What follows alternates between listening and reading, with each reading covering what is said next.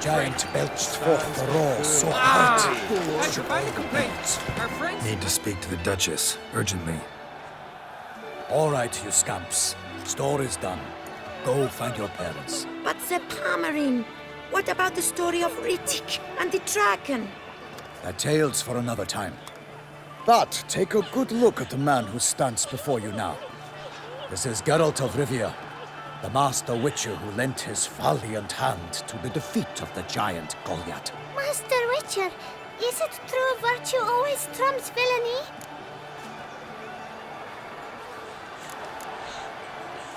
Not always. Could go either way. Sometimes virtue wins, sometimes villainy gets the upper hand. Still worth being good. But why? If it doesn't mean you'll win. Palmerin's story. Think back. A decent man attracts other good folk, makes friends he can count on. A rogue? Well, you can only count on other rogues. And who would you rather have for a friend? A man of virtue? I must agree. Now, that will do for questions. Go find your parents. Her Knight and Highness has doubtless arrived at the tourney grounds to watch the battle in the arena. If we hurry, we'll be in time to speak with her before the spectacle begins. Lead the way.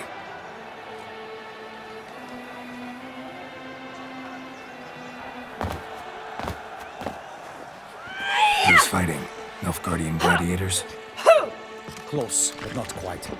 As you will soon see.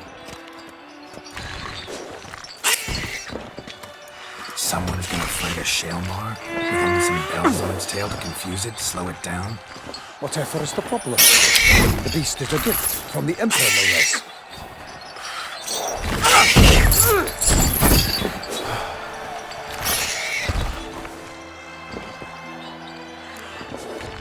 Shouldn't torment the beast. How would you like to be dumped in an arena, blindfolded with a string of bells in your ass? Pity a monster. You, a witcher? I slay monsters who are a threat to humans. You're out to humiliate one to entertain a crowd. No knight will gain any glory from this. Who's going to fight the beast? Guillaume, the young man you met. Yeah. Mentioned he'd promised his heart's capture a monster trophy.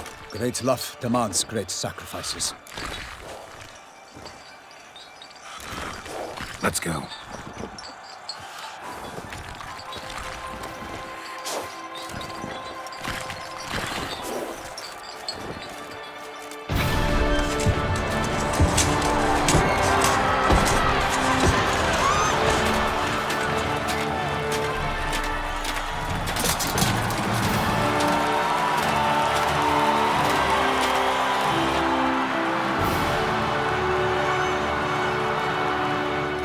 I dedicate my imminent victory to fair Lady Vivian.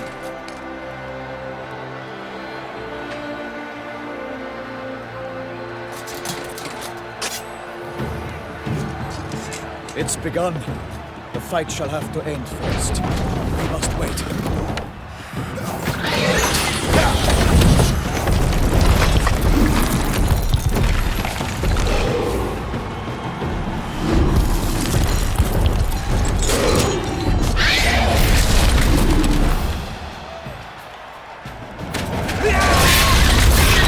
Got a bad feeling about this.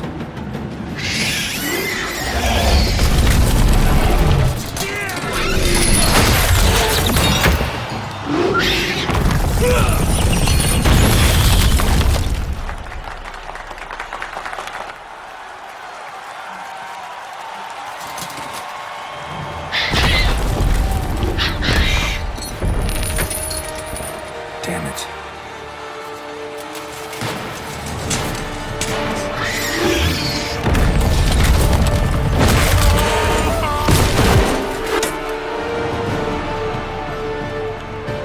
We have to help him.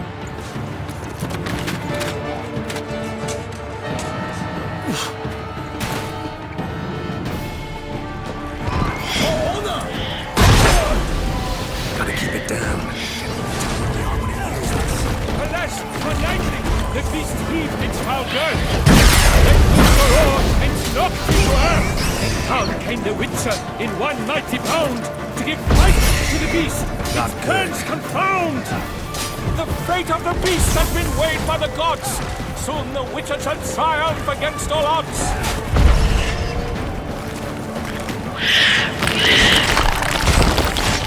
The Witcher waited till the time was true. Then 12 danced and spun. Let the monster let through. Like a bow who leaps and the love's first spurt, so the Witcher wounded Selma, then its foul heart hurt. Dodge, dive, flee, fate, its razor strikes belly. Selma's cries ring aloud, blood transforms into jelly.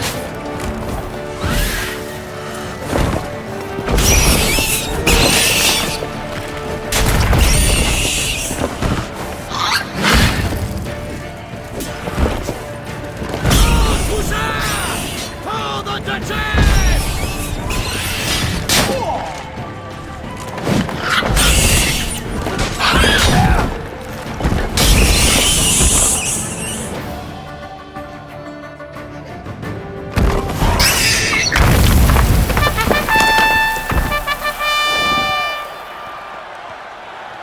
That Selma lies defeated by Geralt of Rivia, master of the witchering trade.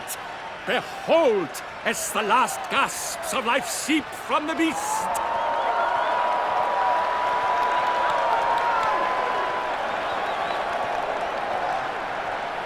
Master Geralt, do what you must. Finish the deed!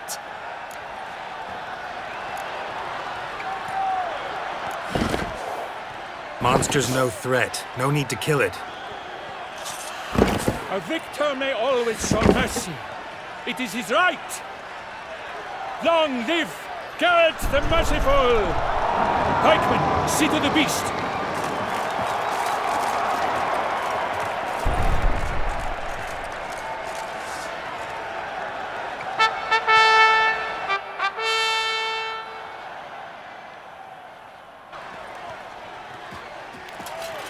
Guillaume.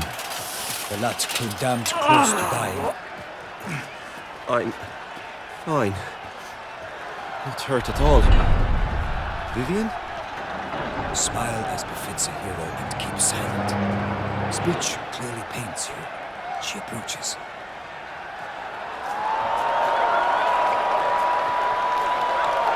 Geralt. We must talk. Vivian. You shall talk later, in the medic's tent. Geralt, magnificent, breathtaking. Your Grace. We knew that to summon you was a brilliant idea. We are delighted, ravished to have struck upon it. And I'm truly, honored. See to our young hero. Hop, hop. For we must make off with Geralt. We should talk. We had been long awaiting your arrival. Had nearly lost hope. Then suddenly, that entrance, so spectacular.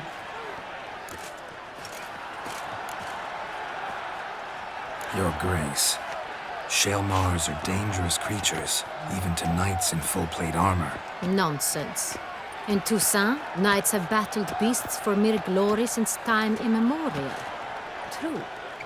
Guillaume suffered a few bumps, scars, and bruises, but in return gained eternal glory as he who slew the monster. What about the crowd? Say the Shaelmar had vaulted into the stands. Would have been a massacre. Geralt, though we value your fortuitous intervention in the arena, we would remind you your services have been retained, and as shall soon become clear, you will be generously compensated for completing another task altogether. Your Grace, my contract. I'd like to discuss it. Naturally, but not here. We shall need Damien. He led the investigation pending your arrival.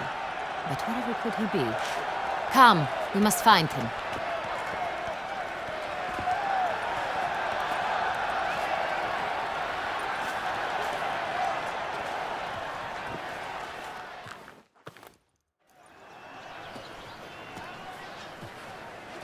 Tell us, have you come alone?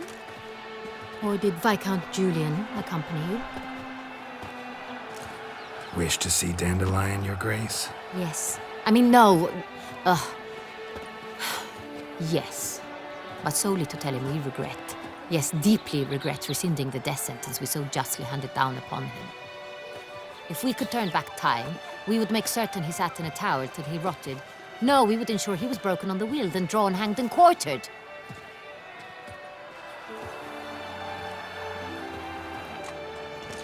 Ah, the very man we would entrust with these tasks. Damien de la Tour, captain of my personal guard. Your Grace, Witcher. Greetings. Sorry to have to tell you, but the guardsman handling the last victim's body... I know already. The creature in the cellar of Corvo Bianco. Was it the beast? No, a Bruxa, a kind of vampire. Not the beast, but tied to it in some way. You know this how? Through careful analysis of the evidence, both on the riverbank and at Corvo Bianco. Do you mean to insinuate the investigation thus far has been sloppy? Geralt insinuates nothing of the sort. We must listen to him attentively.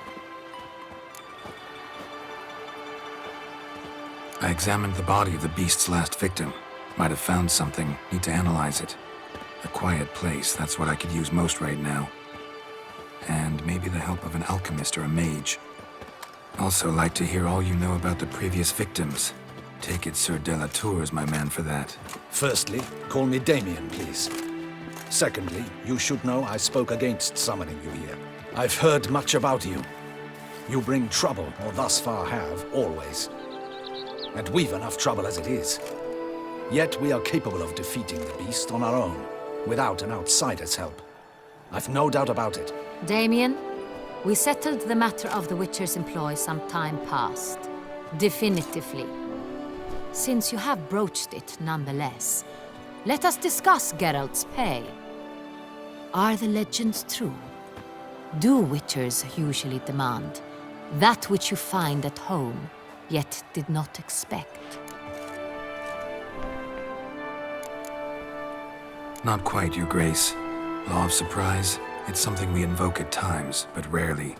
Usually we just take gold. Disappointing. This law sounds rather romantic. On the other hand, on returning to the palace, we would likely find impatient petitioners or a set of sample fabrics for a new dress. Poor rewards, both. I fear you'd not have much use for any of the surprises we are likely to come upon. Thus, we've decided you shall receive the deed to a vineyard, Corvo Bianco, and the sum of coin. You will doubtless consider this adequate. Title to the vineyard shall be given to you at once. Surely you'll need lodgings while you hunt. The coin, however, will be yours only once you have slain the beast. Lovely, generous gesture, Your Grace. But Corvo Bianco, isn't it the Duchy's temporary morgue? Is it now? The Chancellery's bungled things again, we fear. Not to be left unsupervised for one instant. Yet, in its mood, a morgue should present minimal problems to a Witcher. What's more, nothing enhances a wine's reputation better than a grim legend. Thank you, Your Grace. I accept the contract, of course. But as I said before, I'll need some information. How'd it start? Who was the first victim? Crespi was the first to die. He was famed once for his many glorious tournament victories. Then he grew old, hung up his sword, and took to winemaking. Crespi was not loved by the wine merchants. He was ruthless in business and thought to cheat many a time. He asked us for a dispensation from all court ceremonies. We did not grant it. We could not. Once you've taken the oath of a knight, you remain a knight till death. How'd he die? Where'd they find the body? Quite unusual, the circumstance. He was at a feast when suddenly one of his fellow feastgoers noticed he was missing. The town watch found him an hour later. On his hands and knees, propped against the town pillory, his sword hanging from his neck. He had died of wounds inflicted with claws, not a weapon.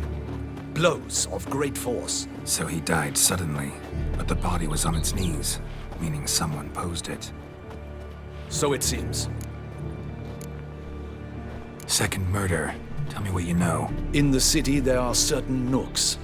No one reasonable ventures there after dark.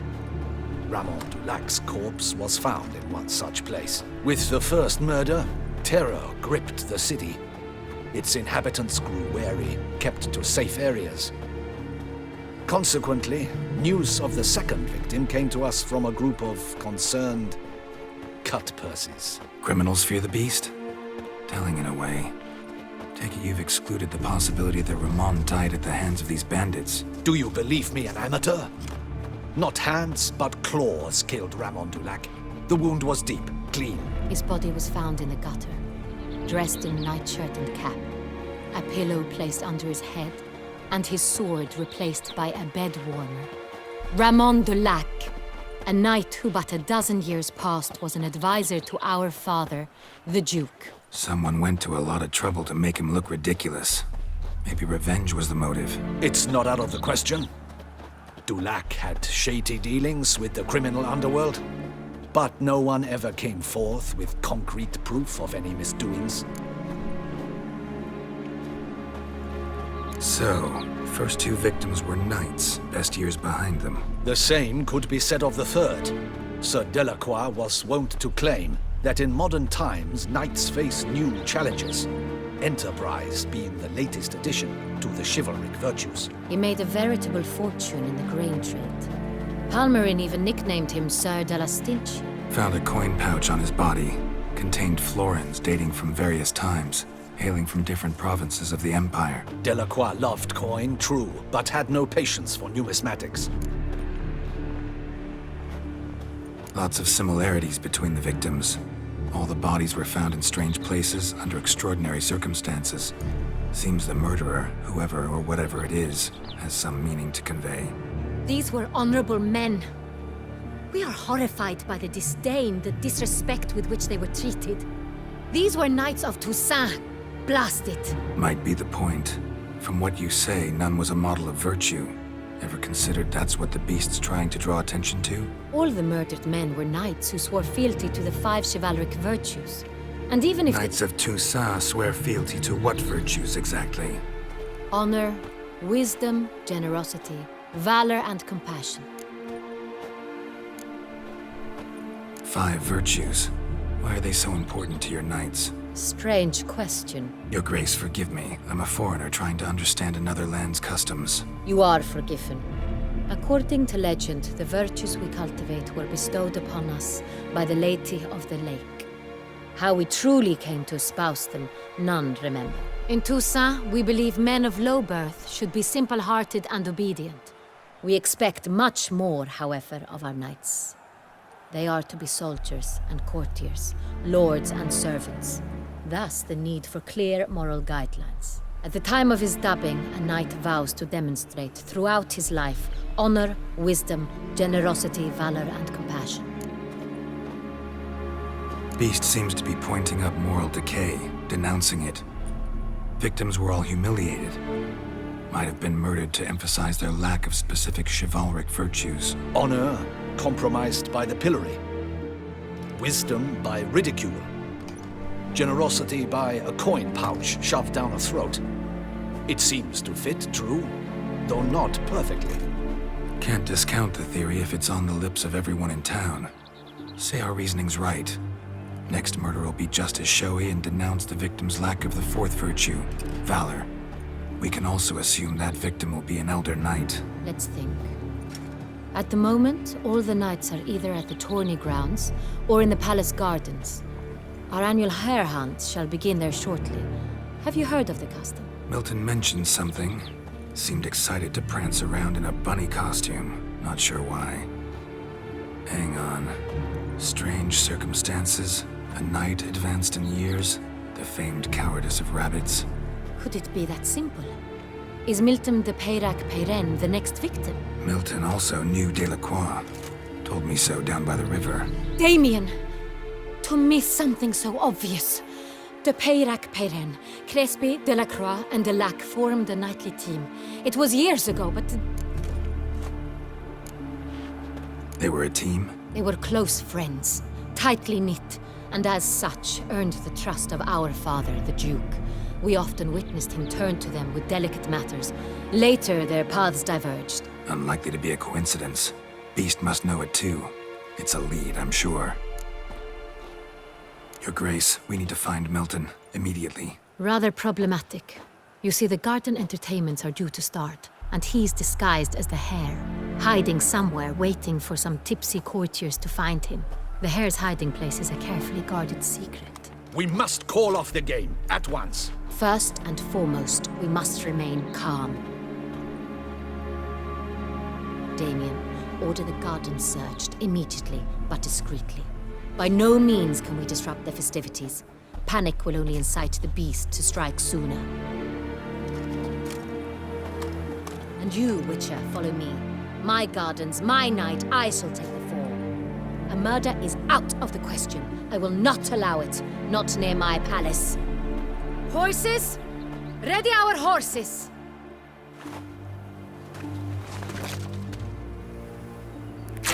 Your Grace!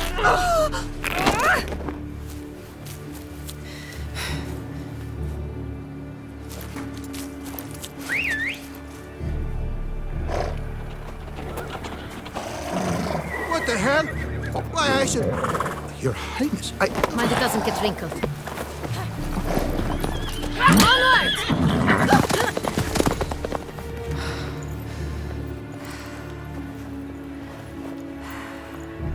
Hey!